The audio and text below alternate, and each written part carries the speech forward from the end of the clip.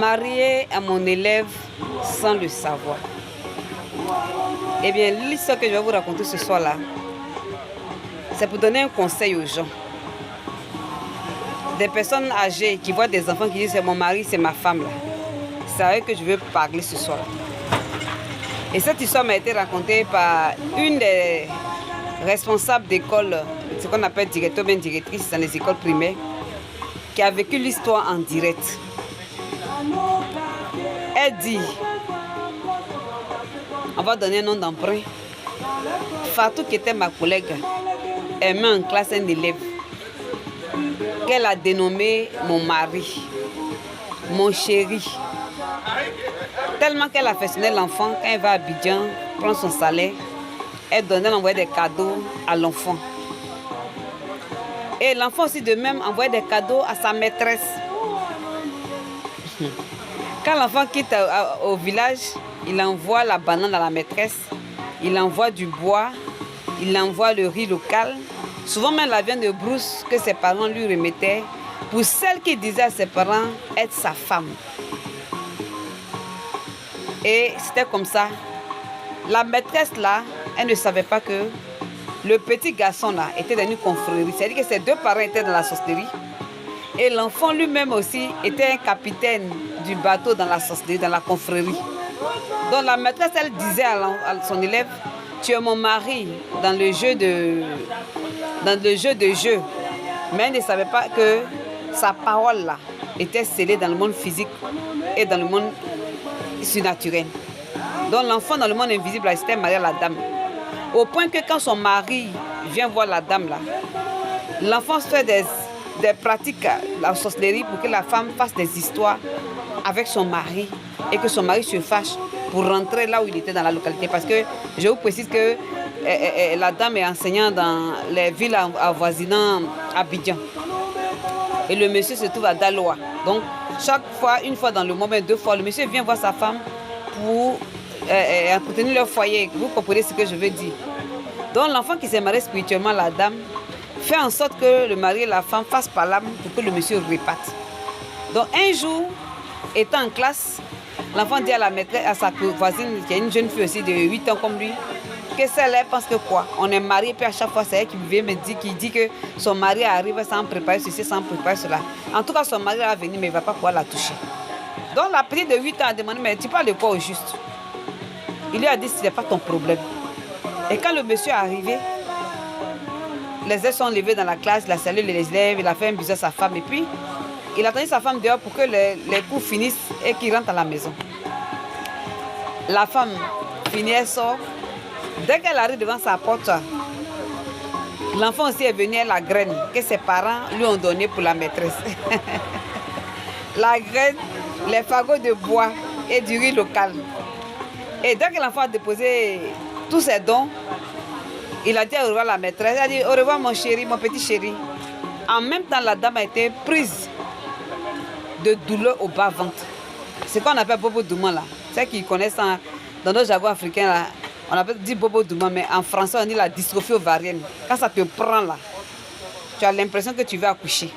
Donc, à chaque fois que l'enfant savait que le mari devait arriver, il lui collait cette maladie là pour ne pas que le monsieur ait, lui, sa femme spirituelle. Donc à chaque fois ça se répétait, la dame ne partait pas à l'école. À chaque fois ça se répétait, elle ne comprenait pas.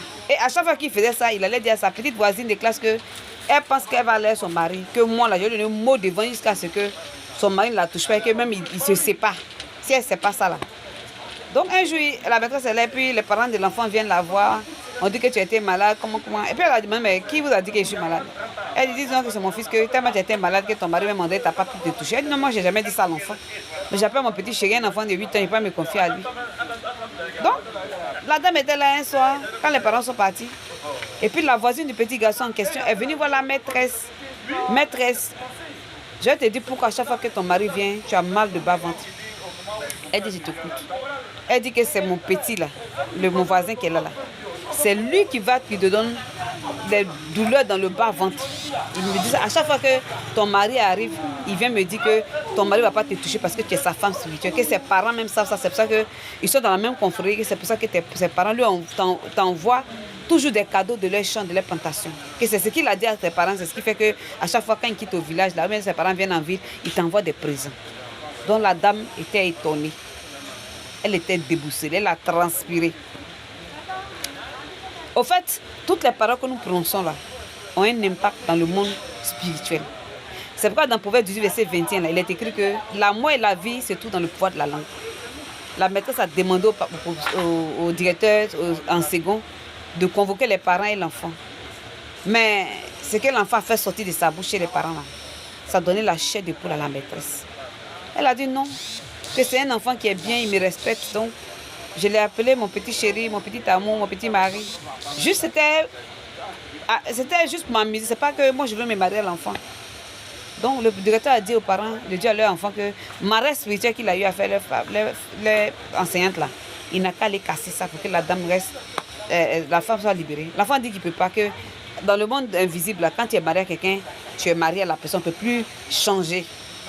Donc la méthode sociale a dit que tant que l'enfant est dans sa classe, elle ne va plus venir à l'école. On était obligé de l'enlever dans l'école pour l'envoyer dans une autre école. Et puis, on lui a demandé d'aller voir un pasteur. Son mari connaît un pasteur. Quand, Dieu merci, les vacances coïncidaient. Et c'est le pasteur qui l'a encadré pour la délivrer. Donc vous qui vous levez le matin, vous voyez un enfant, tu es mon mari. Tu es une petite fille, tu es mon mari. Est-ce que vous connaissez la vie spirituelle de cette personne-là, de cet enfant-là? Et un enfant peut être enfant. Il y a des enfants qui sont dans le ventre de leur parents, puis on les initie à la sorcellerie. Donc changez votre manière. Enfant des gens là, ce n'est pas votre mari. Enfant des gens là, ce n'est pas votre femme. Moi, j'étais enfant là. Si une personne me dit tu es ma femme là, je vais pleurer, je vais me jeter par terre. Je ne voulais pas. Il y a un Burkinabé qu'on était à Touba, je me rappelle. À ça, je me vois, yo, ma femme. Yo, ma femme. Il me touche. Et puis quand il fait ça, je pleure. Il m'attrape par la main, je pleure, je me jette à terre. Donc, il me donne l'argent, je refuse. Il ne partait même pas au CPN. Viens m'assister à son affaire. Et puis ça a commencé parce qu'il faisait une mise dans les quartiers, là, j'ai gagné. Donc, c'est moi qui étais sa femme. Je pleure. Une fois, il a fait ça, il était allé dans sa boutique. Quand il a dit ça, il me suis jeté à terre, j'ai pleuré. Quand je me suis blessée, c'est lui qui allait m'envoyer à l'hôpital. Mon père vient me trouver, mon père était correct. Il a dit, mais c'est quoi? Et puis il a expliqué à mon papa. Et puis il a dit à mon papa qu'on a dit qu'il ne faut plus m'appeler sa femme. Sinon, j'ai pour la première fois, me jeter dans le caniveau. C'est comme ça que le monsieur m'a laissé tranquille.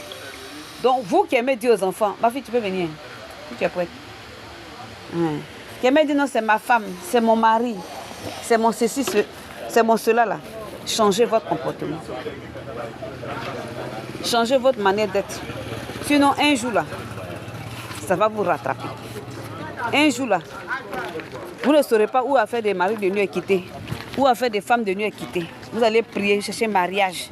Ça ne vient pas. Souvent, c'est nous-mêmes qui créons les problèmes de mari de nuit, de femmes de nuit. Un enfant, c'est un enfant.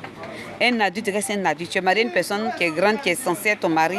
C'est lui qui est ton mari. Donc, tu ne vas pas aller dire à quelqu'un que tu ne connais pas spirituellement que toi, tu es mon mari, tu es mon chéri. Donc, voilà ce qui est arrivé. Bon, j'espère que chacun de nous a compris. Si vous voyez dans votre entourage des gens qui disent à vos enfants, ma femme, mon mari, là, refusez ça au nom de Jésus-Christ. Ce n'est pas une bonne parole. Que Dieu vous bénisse et faites attention à vos enfants. Merci.